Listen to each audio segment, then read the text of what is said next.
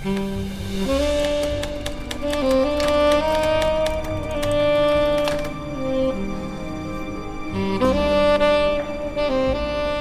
tal, amigos? Soy Guillermo Ochoa. Me han preguntado varias veces si he sentido miedo al desempeñar mi tarea como periodista. Les he contestado la verdad que sí, muchas veces, con todo y que lo he ejercido casi siempre en la capital del país, donde el periodista goza de relativa seguridad, no absoluta, diría Ciro Gómez Leiva. Les cuento, les platico. Tenía yo unos cuantos días en Novedades, era suplente en los 60s. Cuando entré a la redacción me llamó desde el escritorio del fondo, bajo el enorme mapa de México, y al centro de las dos hileras de escritorios de los reporteros, don Javier Santos Llorente, un excelente periodista, entonces jefe de redacción de Novedades. Estaba furioso realmente. Mataron a Pepe Miravalle, nuestro corresponsal en Acapulco. Váyase para allá. Hable con la policía, interrogue al jefe, incrépelo. ¿Cómo es posible que haya ocurrido ese crimen? ¿Qué han hecho para dar con los asesinos? ¿Ya han detenido a alguien? ¿Qué hacen? Santos Llorente no era vitriólico, era un hombre tranquilo más bien, que sabía lo que hacía y sabía lo que ordenaba y cómo ordenar. Me di cuenta de que el asesinato de Pepe Miravalle le había pegado muy hondo, estaba herido. Era 1961, ejercer el periodismo en provincia era un vive o muere, quizá no tan peligroso como hoy, en la época de los abrazos y no balazos, pero de cualquier manera, un oficio en el que había que jugársela. Cuando llegué a Acapulco, arrojé mi maletín sobre el camastro de un hotel pequeño de la costera y me fui de inmediato en taxi a las oficinas de la Policía Judicial. ¿Oficinas? ¿Qué oficinas? Un cuartucho, uno solo, cubierto con tejas, una barraca oscura, ningún foco encendido, oscuridad en pleno sol de Acapulco, un horno. En una esquina, una especie de archivero viejo de madera. Al centro, un escritorio repleto de papeles en desorden. Y tras este, sentado, un tipo costeño, que no hacía nada y que tenía cara de aburrimiento. Soy Guillermo Ochoa, reportero de Novedades, y quiero hablar con el comandante, le dije. No está, me contestó. Me contestó apenas el cuate. ¿A qué hora lo encuentro? No sé. ¿Pero cómo es posible?, exclamé, y no pude agregar nada más. El tipo aquel se levantó, haciendo el ademán de sacar la pistola escuadra que llevaba bajo el cinturón, sin funda. Me mostró la puerta con un movimiento de cabeza. Era alto y fortachón, o así lo vi yo. Mejor te estás yendo porque te va a cargar la chingada. Y me salí. La verdad me salí, me sentí mal. Pero la verdad me ganó el miedo, me salí. Me sentí como un perro apaleado. A unos metros, recargados en la pequeña barda que llevaba a la barraca o oficina aquella, charlaban 4 o 5 reporteros locales. A ellos, cuando llegué, les había preguntado por la comandancia y me preguntaron ahora, ¿cómo te fue? Me preguntaron así con tono costeño. Les conté. Ten cuidado porque ese sí te lo cumple. Estuvieron de acuerdo todos. Me contaron que Simón Valdeolívar Abarca La Tuba, que así se llamaba, era gente de temer. Le atribuían, entre otras cosas, el hundimiento con explosivos de aquel yate fiesta que entre tragos diluidos y música tropical a todo volumen paseaba turistas por la bahía. Y me contaron que tiempo antes, cuando el lamentable y famoso Carlos de Negri, entonces reportero de Excelsior, visitó Acapulco para hacer un par de notas de mala gana, pero sonriente, el gobernador le había puesto a la tuba como guardaespaldas. Carlitos de Negri, soberbio, presuntuoso, despectivo cuando estaba sobrio, era simplemente insoportable cuando estaba bajo el efecto del alcohol, de la coca o de ambos. Y un día, con sus peores modos, intentó tratar a la tuba peor que si fuera su criado. Y entonces la tuba lo mandó directamente a la chica.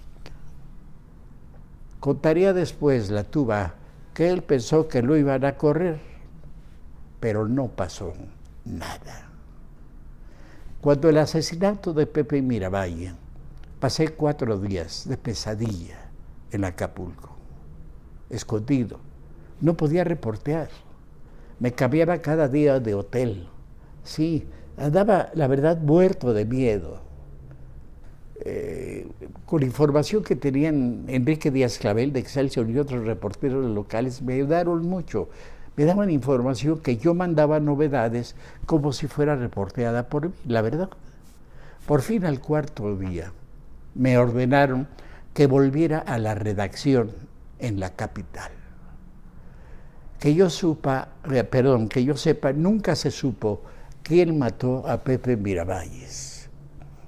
Tiempo después vino Frank Sinatra a Acapulco como huésped de un supermillonario y me ordenaron ir a entrevistarlo. Mi fotógrafo, Nacho Castillo, y yo nos colamos como pudimos a las brisas. Y yo llamé al portón de la residencia para solicitar la entrevista. Pero ¿saben a quién habían encargado de la seguridad de Frankie Boy en Acapulco? Claro, sí, a la tuba. Adiós pues a la entrevista, pese a que Nacho Castillo y yo alquilamos una lancha, no pudimos ni fotografiar al primer ídolo que tuvieran las tubilleras norteamericanas. Ya era la tuba una especie de leyenda, a veces policía, a veces pistolero, temible y temido, pero se hizo famoso nacionalmente cuando junto con 3 o 4 pistoleros más asesinó a otro personaje legendario en Acapulco, el Rey Lopitos. Alfredo López Cisneros fue un líder natural desde muy chico. Y luego fue líder también de los alumnos de una escuela de agronomía, si no me equivoco. Era muy bueno para hablar y para discursear. Era bajito, pero entrón. Un líder natural al que naturalmente siguieron todos los pobres, los precaristas, los sin tierra de Acapulco, dándole con su fe un poder que le permitió hacer presidente municipal de Acapulco a su hijo, el llamado pelón Alberto López Rosas, entre otras cosas. El Rey Lopitos, síndico además del ayuntamiento, ordenó a su gente invadir los lotes baldíos de lo que se llamaba Las Lajas, Mocimbo, La Y, La Laja misma, Los Amates. Él mismo se fue a vivir ahí y recuerdo una foto en la que aparecía en su trono con cetro y corona y una larga capa. En su reinado su palabra era ley y su popularidad fue a tal grado, llegó a tal grado que se convirtió en nacional, y el presidente López Mateos le llamó pariente y ordenó la legalización de los lotes de las tierras invadidas. Solo que en Acapulco, por desgracia lo hemos visto, los vientos cambian con frecuencia, y mucho más aquellos que los columnistas llaman los tiempos políticos. Y llegó a la gubernatura un viejo enemigo del Rey Lopitos, Y entonces un día, varios pistoleros asaltaron su casa llevando un mensaje, el de las metralletas. El rey murió acribillado y ante el escándalo que esto produjo, el gobernador Raimundo Abarca Alarcón tuvo que ordenar investigar y apresar a los culpables, entre ellos a uno de sus predilectos, aquel al que había mandado a cuidar a Carlos de Negri y que de Negri había mandado a la fregada. Hablo desde luego de Simón Valdeolívar Abarca, la Tuba. La Tuba fue a dar a la cárcel vieja junto con 3 presuntos cómplices y el juicio duró mucho tiempo. El día que el juez iba a dictar sentencias, la Tuba, creo que eran 20 años de prisión a la Tuba, esta se puso de pie y le dijo algo así con todo respeto, señor juez, le interrumpo para hacer una aclaración que viene al caso. El verdadero asesino del rey Lopitos fue el gobernador Raimundo Abarca Alarcón. Él dio la orden de que fuera asesinado el rey Lopitos. Y juegos del destino. Horas después de enterarse de la acusación hecha en su contra por la Tuba, el exgobernador Abarca Alarcón, para entonces retirado de la política, murió de un infarto al corazón en su casa de Cuernavaca. Juegos del destino.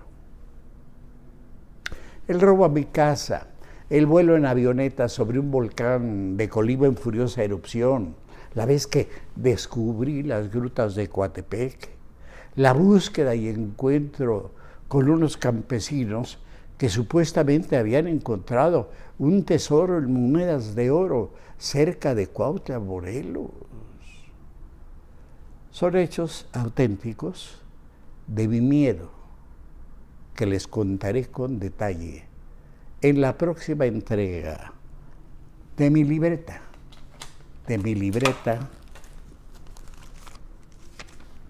de reportero.